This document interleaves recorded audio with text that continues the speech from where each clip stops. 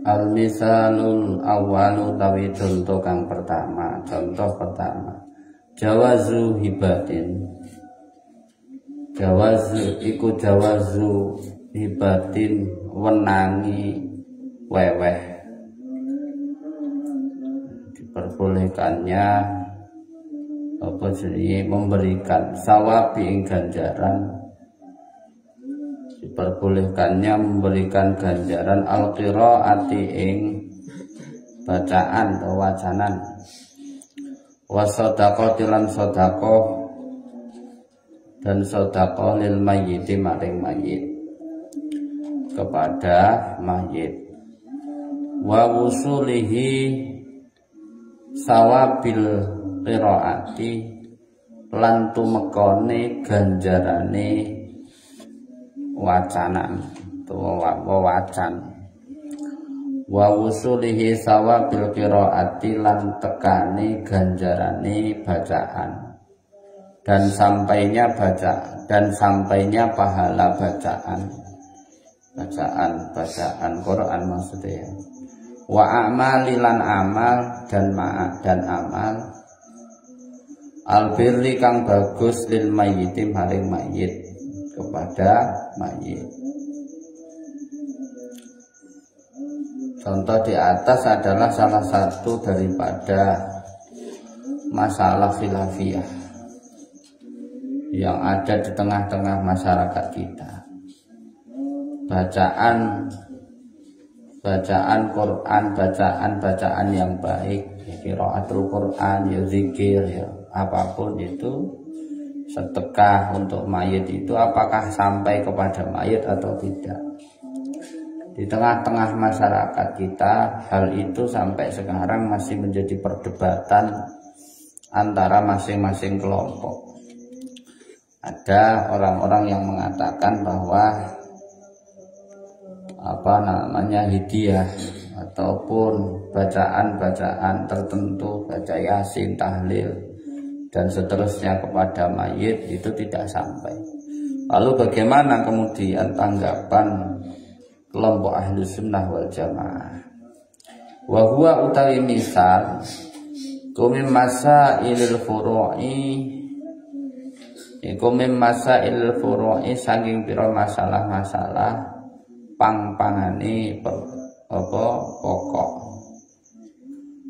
Itulah contoh dari beberapa cabangnya pokoknya agama. Al-khilafiyati kang bangsa Suraya, yang menjadi perselisihan. Fala yajuzu mongko ora wenang, maka tidak diperbolehkan bisa nihi kelawan tingkai misal, maka tidak diperbolehkan dengan contoh tersebut isaratul fitani, apa isaratul fitani, ngobahake pira-pira fitnah. Tidak boleh kemudian dengan hal-hal seperti itu justru menjadikan sebab fitnah. Wal jidali lan para padu ataupun menjadikan sebab untuk pertengkaran. Wal ingkarulan ingkar ataupun pengingkaran ngalal qaili ing atase wong kang ngucap, atau pengingkaran atas ucapan atau pendapat. Wal amililan wong kang lakoni, ya. Dan orang-orang yang mengerjakan bihi kelawan misal terhadap amalan tersebut. Wala alal mukhalifi lan ora ing atase wong kang nulayani. Begitu juga tidak selayaknya dibicarakan oleh orang-orang yang menentangnya. Jadi pembicaraan seperti itu semestinya masing-masing kelompok dalam Islam itu sudah memahami bahwa hal-hal seperti itu adalah masalah khilafiyah fi furu'il Islam, ya, perselisihan di dalam bab tentang furu'iyah, cabang-cabang keagamaan, cabang-cabang dari pokok agama. Itu mestinya sudah berhenti. Wong sudah memahami bahwa itu adalah perbedaan di cabang, bukan di usulnya. Jadi mestinya hal seperti itu ya tidak patut untuk dijadikan sebagai bahan perdebatan, sebagai bahan pertentangan, pengingkaran, perselisihan. Itu semestinya tidak pantas untuk dijadikan bahan sebagaimana tersebut, apalagi dijadikan bahan fitnah. Artinya sebagai orang ahli sunnah kita harus tahu bahwa memang begitu banyak cabang-cabang daripada pemahaman Islam. Pokok-pokok Islam itu cabangnya mesti akeh persulayaannya. Habis sholat, ya ada yang habis sholat salaman haram dan seterusnya. Ya hal-hal seperti itu semestinya sudah tidak jadi pembahasan. Yang paling penting adalah pokoknya daripada Islam itu sama. Subuh podo-podo 2 rakaat, ya kan?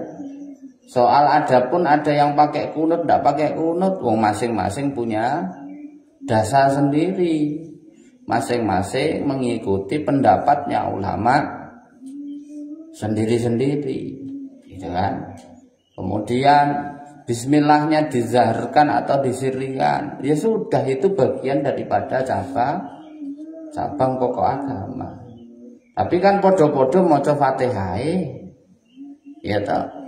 Allahu Akbar ya takbiratul ikhrami sama-sama Allahu Akbar. Artinya di antara masing-masing kelompok itu antara kesamaan dan perbedaannya tentu banyak kesamaan. Maka semestinya perbedaan-perbedaan itu cukuplah menjadi khasanah keislaman itu sendiri yang tidak perlu dijadikan alat untuk mendiskreditkan ataupun melecehkan salah satu golongan. Wala yang bagilan ora sak mestine. Ya, demikian pula tidak semestinya atau tidak selayaknya apa ayyaqa'ah arep terjadi bainahuma antarane qail lan mukhalif. Demikian pula ya, tidak semestinya terjadi antara kedua belah pihak, antara orang yang ngomong dan yang mendengarkan tadi. La yang bagi apa la yang bagi kang ora sak mestine wuku'uha apa wuku'uha tumibone ma, tidak semestinya hal itu menjadi sebab terjadinya sesuatu baina akhwaini antarane sedulur loro. Baina akhwaini antarane sedulur loro, antara dua orang yang bersaudara muslimah ini kang Islam karone. Dua orang yang sama-sama beragama Islam. Ya, tapi kenyataannya justru hal-hal seperti ini yang terus-terusan digodok oleh berbagai pihak untuk menyudutkan pihak lainnya. Ya toh? Nah, karena itu digunakan untuk menyudutkan pihak tertentu, nah maka kita harus tahu dasar-dasarnya. Wala in kana lan yakti nelamun ono, wa in kana lan yakti nelamun ono, ya. Dan seharusnya dalil mani iku kedue wong kang nyegah. Dilmani kedua wong kan nyegah meskipun ya, pihak yang menolak itu mustanadum apa mustanadum pegangan. Jadi meskipun pihak yang menolak itu punya pegangan, fa inna li ghairihi mongko setuhune kedua liyane mani, sedangkan pihak lainnya yang menerimanya itu mustanadan apa mustanadan pegangan kadzalika kaya mengkono lil mani, ya, yang menerima juga mempunyai pegangan. Jadi kedua belah pihak baik yang menolak ataupun yang menerima masing-masing punya pegangan dasar hukum dalil tertentu. Faqad qala mongko teman-teman ngendika. Maka benar-benar dikatakan sapa Ibnu Taimiyah. Ini keren, belum sudah menukil hadisnya Ibnu Taimiyah. Kenapa? Ibnu Taimiyah itu dalam kehidupannya mengalami dua fase kehidupan. Fase pertama, pendapat-pendapatnya Ibnu Taimiyah itu agak mainstream, sehingga kalau kalian ketemu orang-orang Wahabi atau pengikut-pengikutnya Hasan al-Banna, kemudian Abdul Wahab dan seterusnya, ini mereka seringkali menukil hadisnya Ibnu Taimiyah, karena memang Ibnu Taimiyah muda itu masya Allah, ya, frontalnya luar biasa dan mainstream banget gitu. Tapi ketika Ibnu Taimiyah di usia 50 tahun beliau mengalami pergeseran pola pikir, sehingga dalilnya Ibnu Taimiyah antara yang sebelum usia 50 dan setelah usia 50 itu sendiri banyak yang bergesekan, ya, karena ini memang fase kehidupan yang kedua. Jadi kalau yang usia 50 tahun ke atas itu pendapat-pendapatnya Ibnu Taimiyah, tafsir-tafsir dalil hadis yang beliau sampaikan itu sudah sunni, gitu ya, sudah ahli sunnah wal jamaah. Tapi kalau dalil-dalil yang sebelum beliau usia 50 itu agak terlihat anti sunni atau ahli sunnah wal jamaah. Ya. Innal mayyitu setuhune mayit, kata Ibnu Taimiyah, beliau berpendapat bahwa si mayit itu yang tafi'u bisa nampa manfaat. Sapa mayit iku yang tafi'u bisa nampa manfaat sapa mayit bikira adil Qur'ani kelawan wacanan Al-Qur'an. Sesungguhnya si mayit itu dapat memperoleh manfaat dari bacaan Al-Qur'an. Kama yang tafi'u kaya oleh bisa nampani manfaat sapa mayit. Kama yang tafi'u kaya dene bisa nampani manfaat sapa mayit, sebagaimana si mayit tadi bisa memperoleh manfaat bil ibadah kelawan ibadah, dengan ibadah al-maliyati kang bangsa bondo donya, ya.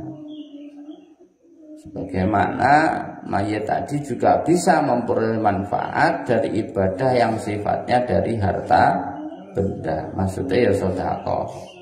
Minas sedekah saking sedekah, minas sedekah bayani saking sedekah, dari sedekah wa nahwi halan sepadane sedekah, ataupun yang sepadan dengan sedekah, misalnya apa jenenge wakaf, harta yang diwakafkan dan seterusnya. Nah itu sampai. Jadi kalian kalau ketemu orang-orang Wahabi yang mengatakan bahwa doa kepada mayit, sedekah kepada mayit itu tidak sampai, ya ini dalile nukilen, ya, dalil hadis atau pendapatnya Ibnu Taimiyah ini. Jadi pendapat Ibnu Taimiyah, ya, berlawanan dengan pendapat Ibnu Taimiyah sendiri. Itu keren. Waqala lan ngendika sapa Ibnu Qayyim. Kemudian dikatakan oleh Ibnu Qayyim fi kitabir ruhi, ing dalam kitab Ar-Ruh. Ibnu Qayyim rahimahumullah punya kitab namanya Ar-Ruh. Beliau juga punya pendapat afdalu utawi luweh utamane ma perkara. Ya, beliau berpendapat sesuatu yang paling utama yuhda kang den hadiahake apa ma, yang dihadiahkan ilal mayyiti maring mayit, kepada mayit, iku as-shadaqatu sedekah. Ya.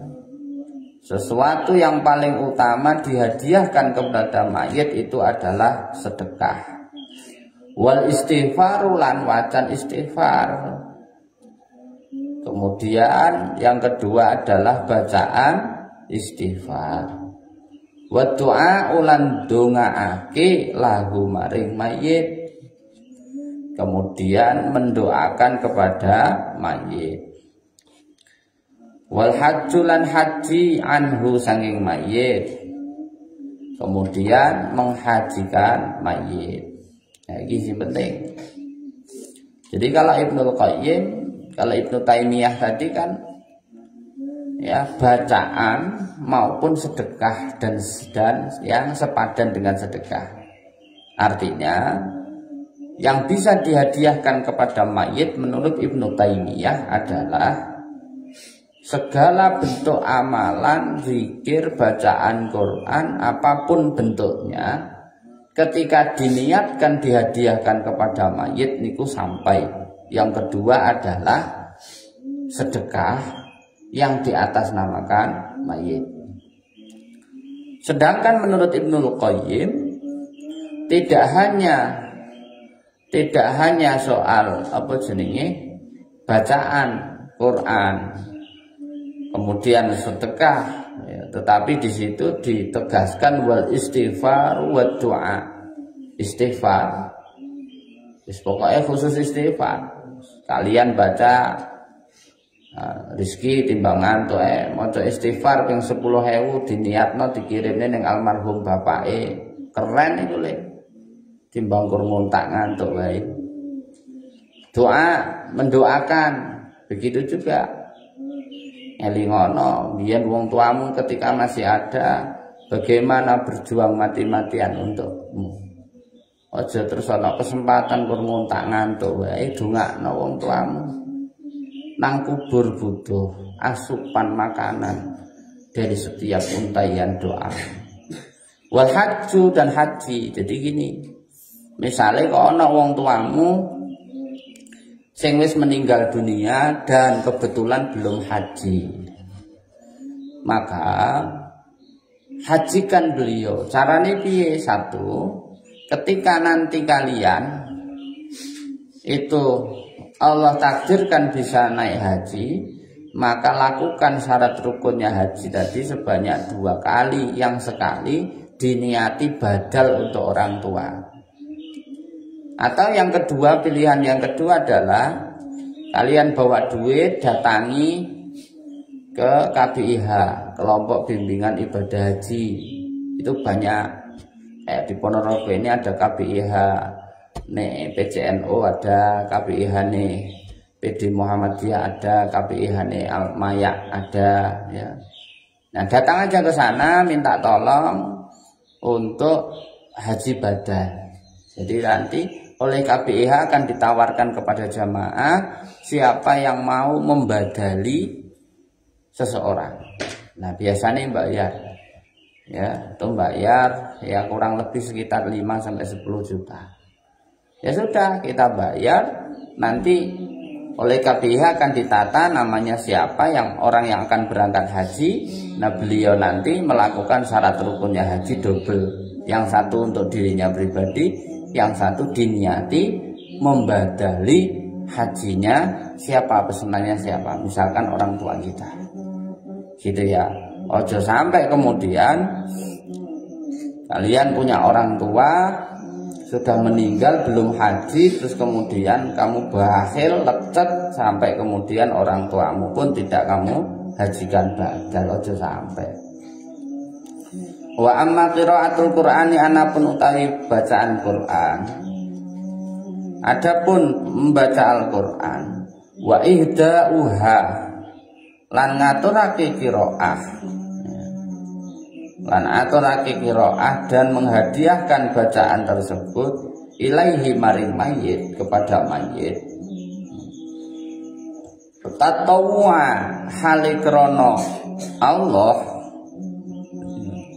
dengan tujuan karena Allah, min ghairi ajrin, saking tanpa buruan, maksudnya tanpa bayaran, min ghairi ajrin, saking tanpa buruan, ya, tanpa dibayar, fahaza mongko utawi iki ihda, ya, maka pemberian tersebut iku yasilu tumeka ilaihi maring mayit, maka bacaan tersebut sampai kepada mayit kama yasilu kaya oleh tumeka sebagaimana sampainya ilaihi maring mayit kepada mayit apa sawabu shaumi ganjarane poso wal haji lan ganjarane haji.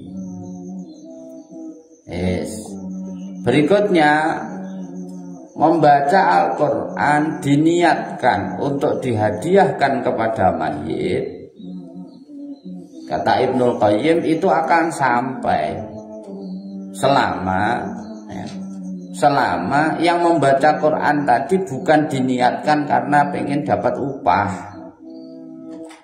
ya, tapi betul-betul diniatkan karena Allah, ya, bukan karena pengen dapat upah. Contohnya ini loh, misalnya saya nyuruh Fuad, kamu hatam nih Quran, hadiahkan untuk simbah, misalkan untuk kakekmu, kakungmu, gitu. Nanti kamu tak opahi, lah ini salah, ya sudah, Fuad, kamu bacain Quran, hatamkan Quran, hadiahkan untuk kakungmu yang sudah meninggal, ya, sebagai bukti dharma baktimu kepada orang tuamu, kepada leluhurmu. Niatkan semua karena Allah. Kalau Fuad kemudian membacakan Quran, menghatamkan Quran, dihadiahkan untuk kakungnya, untuk utinya, maka bacaan itu, pahala atas bacaan itu sampailah kepada almarhum kakung dan utinya.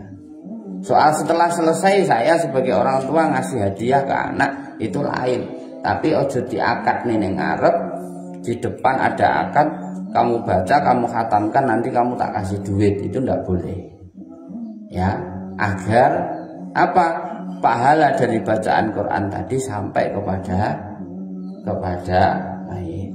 Nah itu penting aja. Misalnya meneh, ya, misalnya meneh, Rizki ngundang teman-teman nih, konco-koncone khataman Quran, diniatno khatmil Qurannya itu untuk menghadiahkan pahala daripada khatmil Quran tadi kepada almarhum bapaknya, boleh itu. Sing penting kancamu kok undang mau kok janjeni mau kamu kasih amplop. Soal pulang nanti kamu kasih uang transport itu soal lain. Yang penting saat ngundang jangan dijanjiin bayaran seberapa, ya, itu penting. Nah, hal itu akan sampai, pahala seperti itu akan sampai kepada mayit sebagaimana sampainya pahala puasa maupun haji. Wa qala lan ngendika sapa Ibnul Qayyim.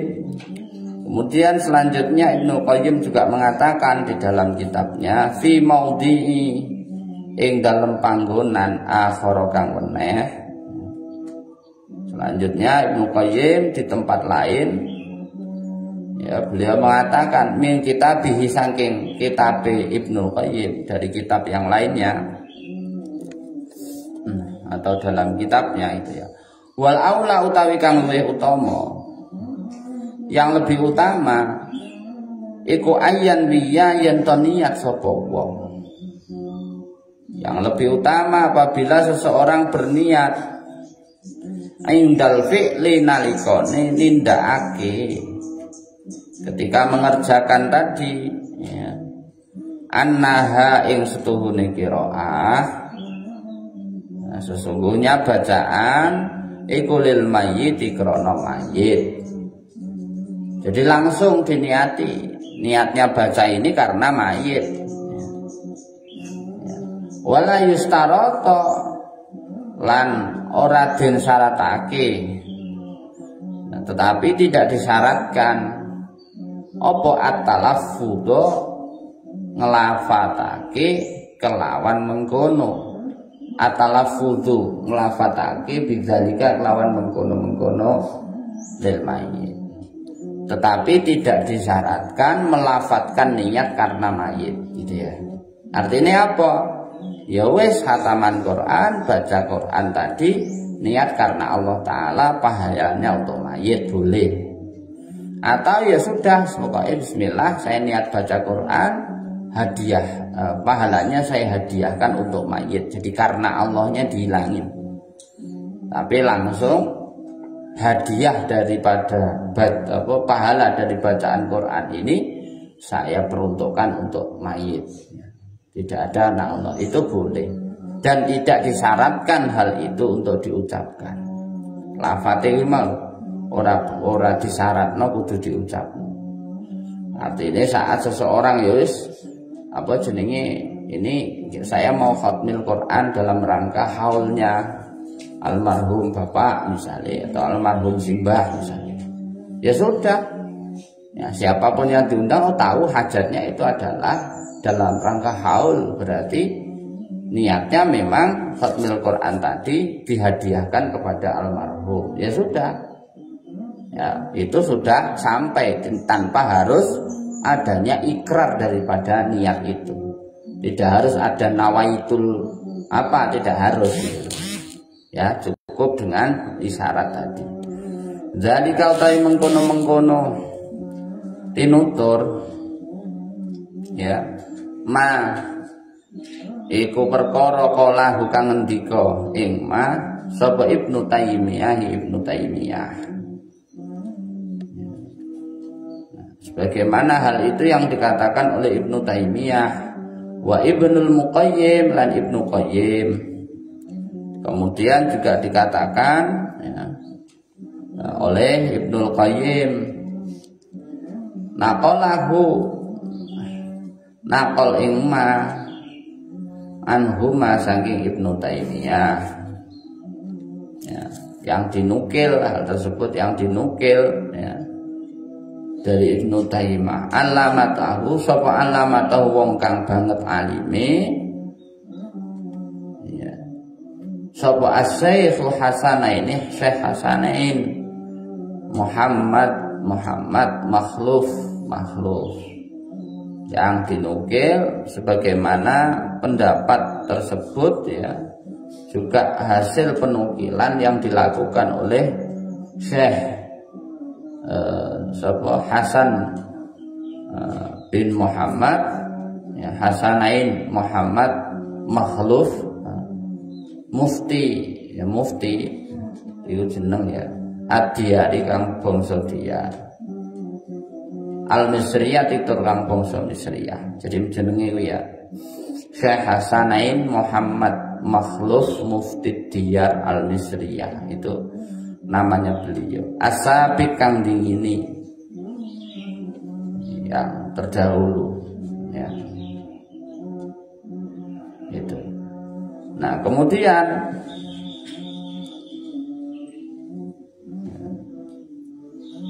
artinya beliau Syekh Hasan Muhammad Makhluf Mufti Ad-Diyar itu menukil dua pendapat tadi. Satu pendapatnya Ibnu Qayyim tadi, yang satu pendapatnya Ibnu Taimiyah tadi.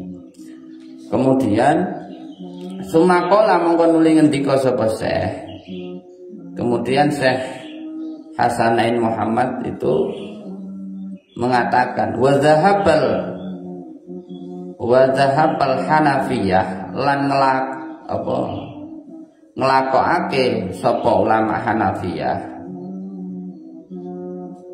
Wa zahabal Hanafiyah lan nglakokake sapa ulama Hanafiyah. Sesungguhnya ya, ini bahwa para ulama Hanafiyah ya, pengikutnya Imam Hanafi, ila anna kulla maring setuhune saben-saben wong itu berpendapat bahwa sesungguhnya setiap orang, ila anna kulla man maring setuhune saben-saben wong atakang lakoni sapa man, bahwa setiap orang yang mengerjakan biibadatin kelawan ibadah, mengerjakan ibadah sawaun podo ugo kanat ono apa ibadah, baik ibadah tersebut berupa sodakotan iku sodako baik berupa sedekah am qiraatil Qur'ani utawa maca Al-Qur'an atau membaca Al-Qur'an au ghaira dzalika utawa liyane sedekah atau selain sedekah zalika ya mengkono-mengkono min anwa'il birri nyatane pira-pira wernane kebagusan atau selain daripada sedekah tadi yang berupa segala macam kebaikan ya. Maka apa yang akan terjadi?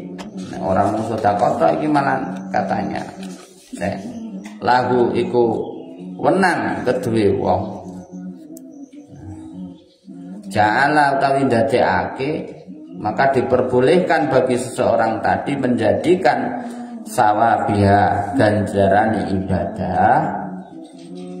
Maka bagi seseorang tadi diperbolehkan menjadikan pahalanya ibadah tadi li ghairihi krana sakliyane wong ya.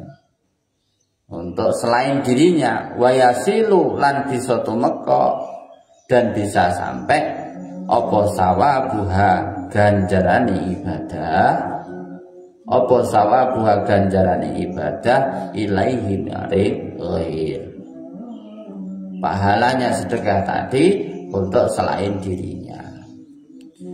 Jadi Syekh Hasnaini Muhammad berpendapat ya, ketika seseorang itu melakukan ibadah apapun bentuknya bahkan selain sedekah kok itu diniatkan bukan untuk dirinya maka pahalanya juga akan sampai kepada siapa yang diniatkan. Oleh sebab itulah saya menyuruh kalian untuk baca apa jenenge baca Waqiah ayat 1000 dinar. Niatkan untuk orang tua kalian. Saya menyuruh orang tua kalian untuk membacakan Fatihah dihadiahkan untuk kalian.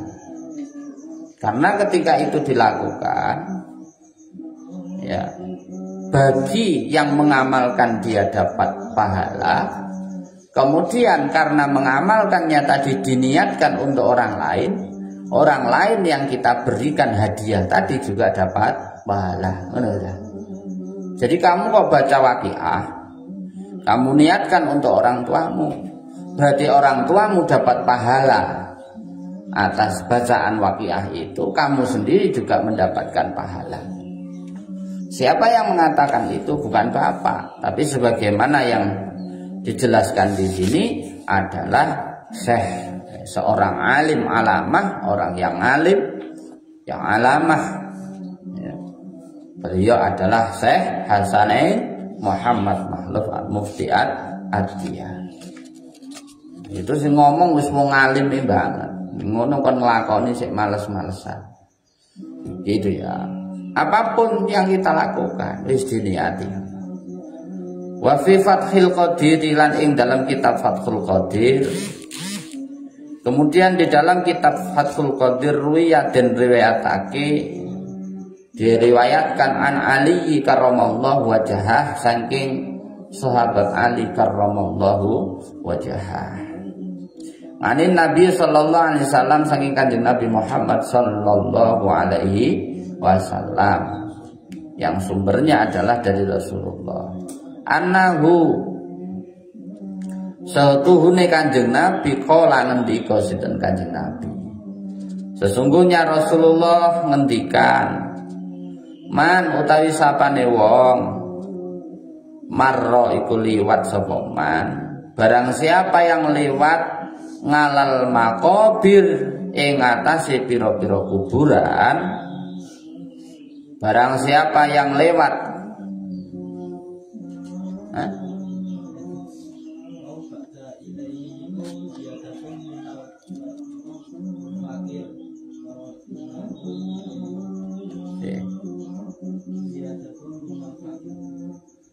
berapa?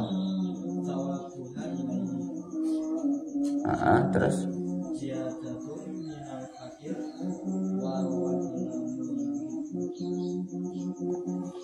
beda.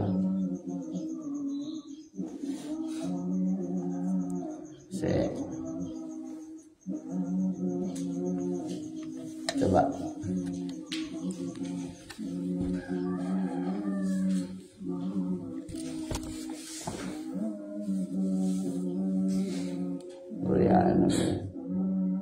pola ditarik iki ta benten Pak niku yen benten niku ini kan kola la ya ti niku wau mboten niku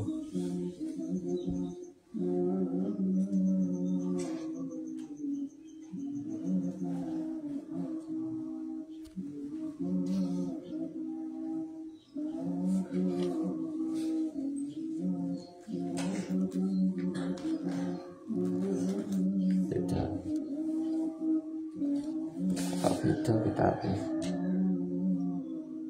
di mana tasaddaq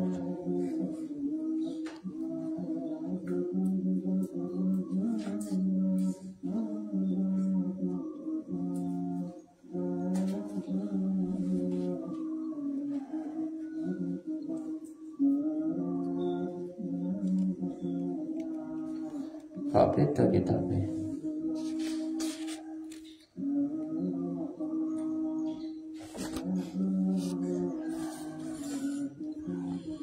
iki wingi aku sing iki ya aku tuku terjemahan bahasa Indonesia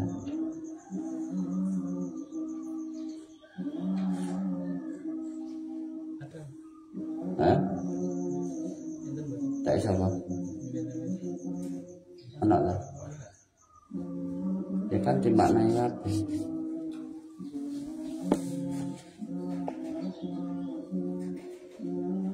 kok beda anak atau satu kok anak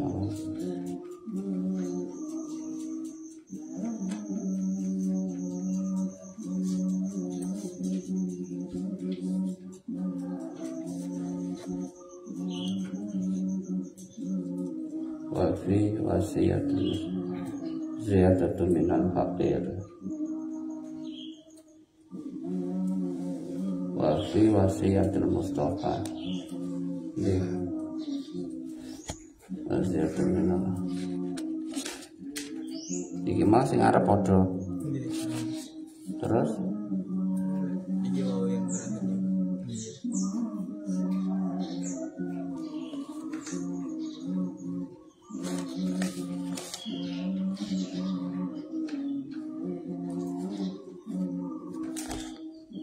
sedekah itu innal tasaddaq innal ayat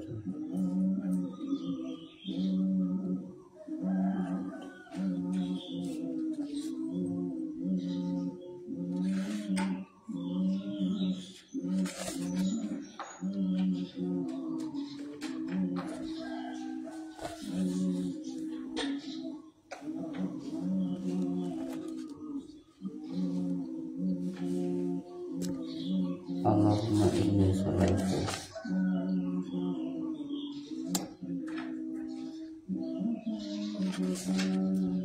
fasaddaq ala mautika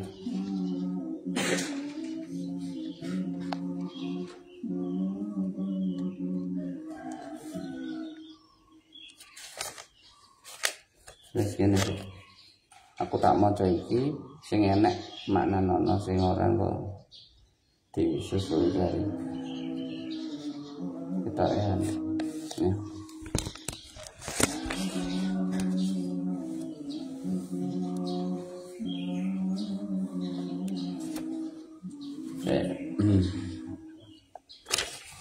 Mana tadi?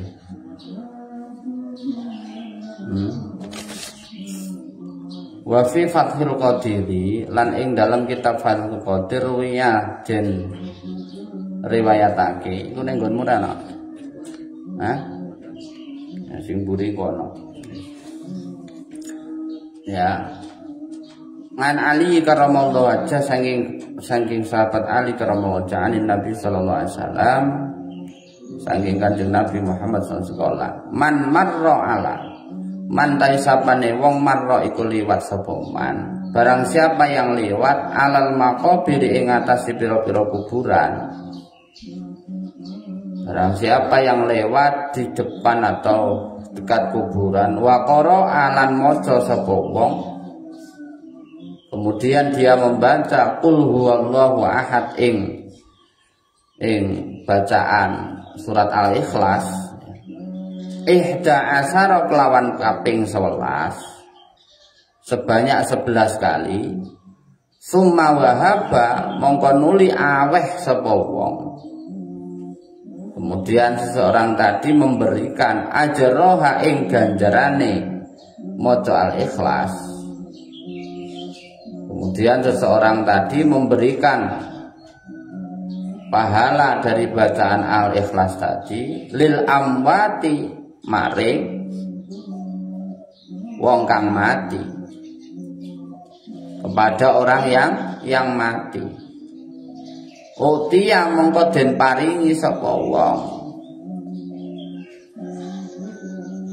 Utia mongko den paringi sapa wong. Maka seseorang tadi diberikan minal ajri saking ganjaran dari pahalanya bi'adadil amwati kelawan miturut wilangane wong mati, sebanyak hitungannya orang yang sudah mati.